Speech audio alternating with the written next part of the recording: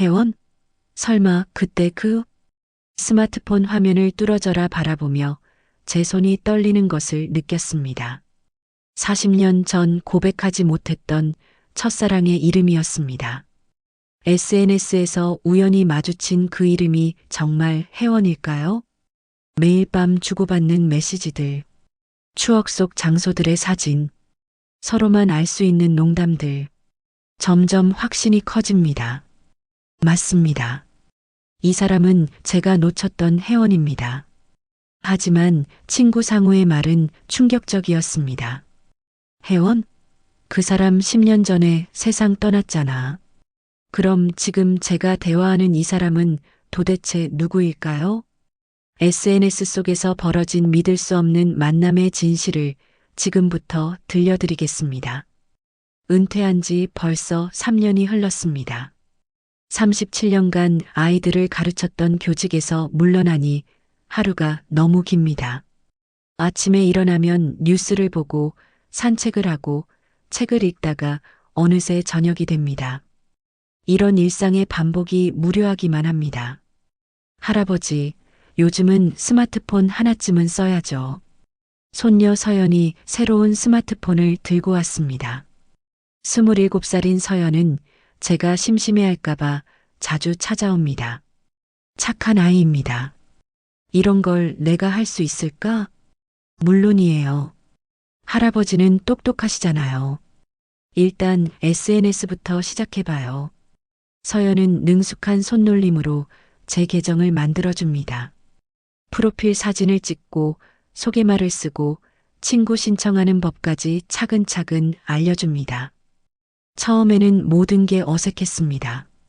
화면을 터치하는 것부터 키보드로 글자를 입력하는 것까지요. 할아버지, 이렇게 하면 같은 관심사를 가진 사람들과 대화할 수 있어요. 옛날 추억도 공유하고요. 서연이 떠난 후 혼자 스마트폰을 만지작거렸습니다. 서툰 손가락으로 이곳저곳을 눌러보니 신기한 세상이 펼쳐집니다. 전국의 사람들이 올린 글들이 끝없이 나타납니다. 음식 사진, 여행 사진, 일상 이야기들이 물 흐르듯 지나갑니다. 며칠 지나자 조금씩 익숙해졌습니다. 댓글도 달아보고 좋아요도 눌러봅니다. 젊은 사람들만 하는 줄 알았던 SNS가 생각보다 재미있습니다. 특히 옛날 사진을 올리는 사람들의 게시물이 흥미롭습니다. 70년대, 80년대 풍경들을 보면 제 청춘 시절이 떠오릅니다. 그러던 어느 날이었습니다. 추천 친구 목록을 보다가 익숙한 이름을 발견했습니다. 윤혜원. 심장이 갑자기 빨라집니다. 설마 그 혜원일까요? 40년 전 고등학교 시절 같은 반이었던 혜원 말입니다. 프로필 사진을 자세히 봅니다. 60세 정도로 보이는 여성이 환하게 웃고 있습니다. 세월은 흘렀지만 눈매가 예전 그대로입니다. 틀림없습니다. 윤혜원입니다. 손이 떨렸습니다. 친구 신청 버튼을 누를까 말까 한참을 고민했습니다. 거절당하면 어쩌죠? 아니면 저를 기억하지 못한다면요? 하지만 호기심이 더 컸습니다. 용기를 내어 친구 신청을 보냈습니다. 1시간 후 알림이 왔습니다. 친구 신청이 수락되었습니다. 그리고 곧바로 메시지가 도착했습니다. 박준호 선생님 맞으시죠? 정말 반가워요. 가슴이 쿵쾅거렸습니다. 혜원이 저를 기억하고 있었습니다. 62살 노인이 되어서도 이렇게 설렐 수 있다니 신기했습니다. 네, 맞습니다. 혜원 씨도 반갑습니다. 정말 오랜만이네요. 메시지를 보내고 나서 답장을 기다리는 시간이 길게 느껴졌습니다. 스마트폰을 놓았다가 들었다가를 반복했습니다. 마치 10대 소년처럼 말입니다. 선생님은 지금 뭘 하고 계세요? 저는 남편을 일찍 여의고 혼자 살고 있어요. 혜원의 메시지를 보니 안타까웠습니다. 저도 아내를 5년 전에 보냈거든요. 서로 비슷한 처지였습니다. 저도 혼자 삽니다. 은퇴 후에 무료한 시간을 보내고 있어요. 그럼 우리 같은 처지네요. 가끔 옛날 생각이 나서 이렇게 추억 사진들을 올리고 있어요.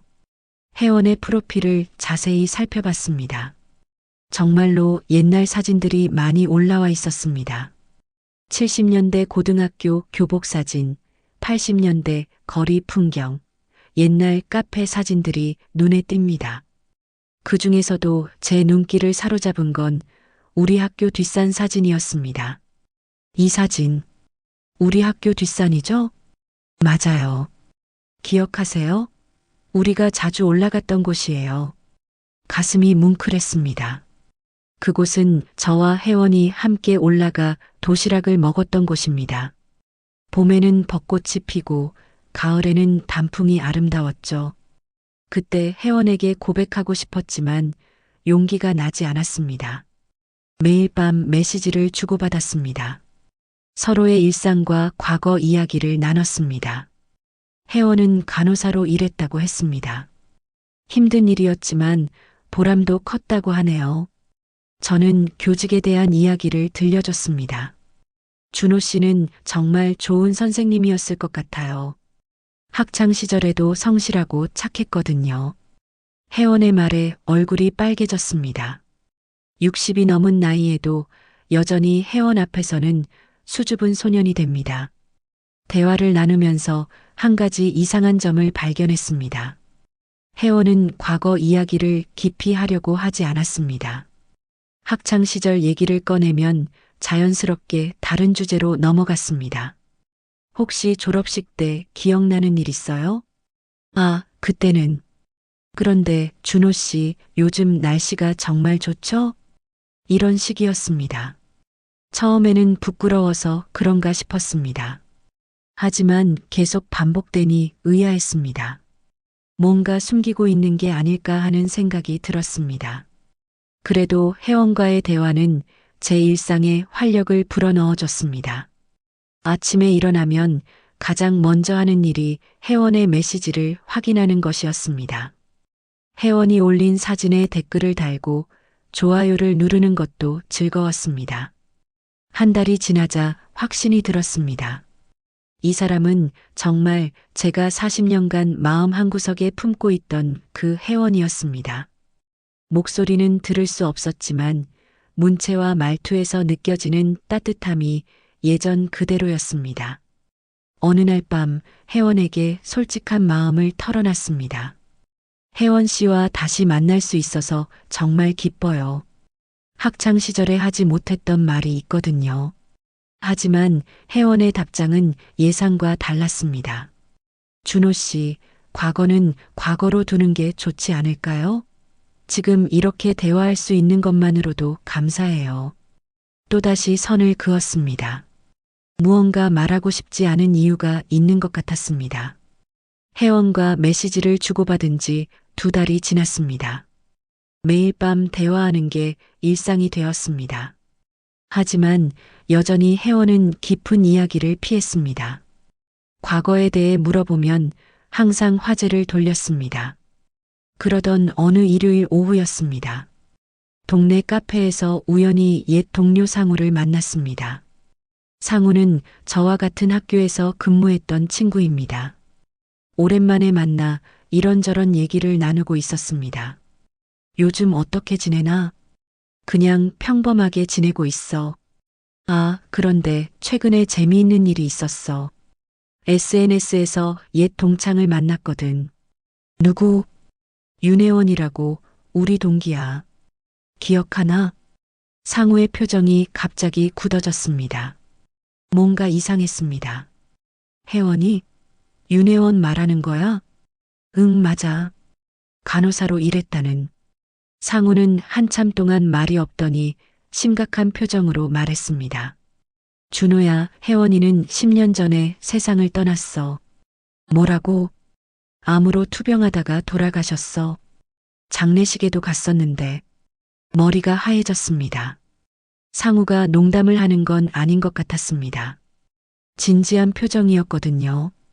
그럴 리가 없어. 내가 지금까지 대화하고 있었는데. 정말? 확실해? 혜원이가 맞다고? 물론이야. 틀림없어. 집으로 돌아가는 길이 멀게 느껴졌습니다.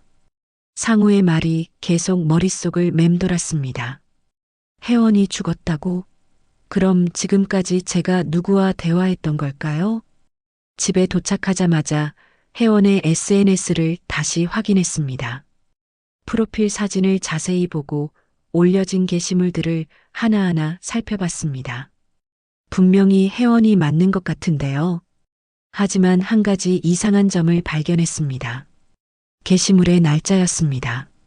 최근에 올린 사진들인데 모두 오래된 사진들이었습니다.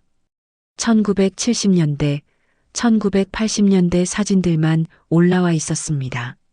최근 모습이 담긴 사진은 하나도 없었습니다. 그리고 댓글들을 보니 더욱 의심스러웠습니다. 대부분이 추모하는 듯한 내용들이었습니다. 어머니가 좋아하셨던 곳이네요. 엄마 생각이 나요. 이런 댓글들이 달려 있었습니다. 하지만 혜원은 이런 댓글들에 답하지 않았습니다. 밤이 되어 혜원에게 메시지를 보냈습니다. 혜원 씨, 최근 사진도 올려보세요. 요즘 모습이 궁금해요. 하지만 답장이 오지 않았습니다. 평소라면 금방 답장이 왔는데 이상했습니다. 밤새 잠을 이루지 못했습니다. 상우의 말이 사실이라면 도대체 누가 혜원인 척하고 있는 걸까요? 다음 날 아침에 답장이 왔습니다. 요즘은 사진 찍는 걸 별로 좋아하지 않아요. 옛날 사진이 더 예뻐서요. 여전히 회피하는 답변이었습니다. 점점 의심이 커졌습니다. 진짜 혜원이라면 왜 이렇게 숨기려고 할까요? 아니면 정말 다른 사람이 혜원인 척하고 있는 건 아닐까요? 그날부터 혜원을 다시 관찰하기 시작했습니다. 대화 패턴, 사진 게시 시간, 댓글 반응 등을 자세히 살펴봤습니다. 뭔가 석연치 않은 부분들이 보였습니다. 마치 누군가가 혜원의 정보를 바탕으로 연기를 하고 있는 것 같았습니다. 일주일 동안 혜원을 관찰한 결과 확신이 들었습니다. 뭔가 숨기고 있다는 것을 말입니다. 더 이상 참을 수 없어서 직접적으로 물어보기로 했습니다. 혜원 씨, 솔직히 말씀해 주세요. 정말 윤혜원이 맞나요? 메시지를 보낸 후 한참을 기다렸지만 답장이 오지 않았습니다. 하루 종일 기다려도 소식이 없었습니다. 평소라면 몇 분 안에 답장이 왔는데 말입니다. 그날 밤 늦게 답장이 왔습니다. 죄송합니다. 더 이상 거짓말할 수 없을 것 같아요. 만날 시간이 있으시다면 모든 걸 말씀드리겠습니다. 심장이 빠르게 뛰었습니다. 역시 뭔가 숨기고 있었던 것입니다. 하지만 무서웠습니다. 어떤 진실이 기다리고 있을까요? 약속 장소는 우리 학교 근처 카페였습니다. 40년 만에 혜원을 직접 만난다는 생각에 잠을 이룰 수 없었습니다. 정말 혜원일까요? 아니면 전혀 다른 사람일까요? 약속 시간 30분 전에 카페에 도착했습니다. 창가 자리에 앉아 문을 바라봤습니다. 들어오는 사람마다 혜원인지 확인했습니다. 하지만 아무리 기다려도 혜원은 나타나지 않았습니다. 약속 시간이 10분 넘게 지났을 때였습니다. 젊은 여성이 카페로 들어왔습니다. 30대 초반 정도로 보이는 여성이었습니다. 제 주변을 두리번거리다가 다가왔습니다. 박준호 선생님이시죠? 네, 그런데 혜원 씨는요? 여성이 고개를 숙였습니다. 그리고 떨리는 목소리로 말했습니다. 죄송합니다. 제가 어머니 행세를 했습니다. 어머니? 네, 윤혜원은 제 어머니입니다. 10년 전에 돌아가셨어요. 온몸에 힘이 빠졌습니다. 상우의 말이 맞았던 것입니다. 그럼 지금까지 제가 대화했던 사람은 혜원의 딸이었단 말입니까? 왜 그런 짓을 했나요? 어머니가 남기신 일기를 정리하다가 선생님 이야기를 많이 봤어요. 어머니는 선생님을 정말 좋아하셨던 것 같아요. 혜원의 딸은 가방에서 낡은 일기장을 꺼냈습니다. 그리고 한 페이지를 펴서 보여줬습니다. 읽어보세요. 일기에는 이렇게 적혀 있었습니다. 준호가 오늘도 나를 바래다 줬다. 마음을 표현하고 싶지만 용기가 나지 않는다. 준호는 분명 나를 좋아하는 것 같은데 우리는 왜 이렇게 서로 눈치만 보고 있을까? 언젠가는 용기를 내서 마음을 전하고 싶다. 눈물이 났습니다. 혜원도 저를 좋아했던 것입니다. 40년 동안 몰랐던 사실이었습니다. 어머니는 결혼하신 후에도 가끔 선생님 이야기를 하셨어요. 첫사랑이었다고 하시면서요. 그런데 왜 저를 속였나요? 선생님이 어머니를 아직도 기억하고 계시는지 확인하고 싶었어요. 그리고 어머니가 전하지 못한 마음을 대신 전해드리고 싶었고요. 혜원의 딸은 또 다른 편지를 꺼냈습니다. 어머니가 돌아가시기 전에 남기신 편지예요. 혹시 선생님을 만나게 되면 전해달라고 하셨어요. 떨리는 손으로 편지를 받았습니다. 혜원의 글씨였습니다. 40년 전에 봤던 그 예쁜 글씨체 그대로였습니다. 편지를 펼쳐보니 이렇게 쓰여 있었습니다. 준호 씨에게 이 편지를 읽고 계시다면 저는 이미 이 세상에 없을 것입니다. 하지만 괜찮습니다. 제가 하고 싶었던 말을 이제야 전할 수 있게 되어서요. 학창시절 준호 씨는 제 첫사랑이었습니다. 매일 보고 싶었고 함께 있으면 행복했습니다. 하지만 제가 용기가 없어서 마음을 전하지 못했습니다. 지금 생각해보면 참 바보 같았어요. 결혼한 후에도 가끔 준호 씨가 생각났습니다. 잘 살고 계실까, 행복하실까 궁금했어요. 하지만 연락할 용기는 없었습니다. 이미 각자의 삶이 있었으니까요. 이제 모든 걸 뒤로하고 떠나면서 후회되는 건 준호 씨에게 마음을 전하지 못한 것입니다. 그래서 이 편지를 남깁니다. 준호 씨, 저는 준호 씨를 정말 사랑했습니다. 비록 함께하지는 못했지만 제 마음속 한구석에는 항상 준호 씨가 있었어요. 그리고 준호 씨의 행복을 늘 기도했습니다. 혹시 이 편지를 읽게 되신다면 저를 기억해 주세요. 그리고 남은 시간 동안 행복하게 사세요. 언젠가 천국에서 다시 만날 수 있기를 바라며 사랑하는 준호 씨에게 혜원 올림. 편지를 다 읽고 나서 한참 동안 말이 나오지 않았습니다. 눈물이 계속 흘렀습니다. 혜원이 저를 사랑했다니요. 40년간 몰랐던 진실이었습니다. 혜원의 딸이 조용히 말했습니다. 어머니는 선생님을 평생 잊지 못하셨어요. 결혼하고 아이를 낳고 행복하게 사셨지만 첫사랑은 별개였던 것 같아요. 제가 용기를 냈다면 어머니도 그런 말씀을 하셨어요. 하지만 후회하지 말라고 하셨습니다. 그때는 그게 최선이었다고요. 혜원의 딸과 헤어진 후 집으로 돌아와 SNS에 마지막 글을 올렸습니다. 나의 첫사랑 혜원에게 40년 늦은 답장을 보냅니다. 나도 당신을 사랑했습니다. 비록 이 세상에서는 함께할 수 없었지만 내 마음속에는 항상 당신이 있었습니다. 편지 고맙습니다. 이제야 마음이 편해집니다. 천국에서 다시 만날 그날까지 기다리겠습니다. 글을 올리고 나서 창밖을 바라봤습니다. 저녁 하늘이 붉게 물들어 있었습니다. 마치 혜원이 인사를 건네는 것 같았습니다. 가슴 한구석이 따뜻해졌습니다. 혜원의 딸은 앞으로도 계속 어머니의 추억을 SNS에 올릴 거라고 했습니다. 저도 가끔 댓글을 달기로 약속했습니다. 이제 혜원의 딸과 새로운 인연이 시작될 것 같습니다. 사랑은 시간을 넘고 죽음을 넘어서도 전해진다는 걸 깨달았습니다. 비록 늦었지만 혜원의 마음을 알게 되어 다행입니다.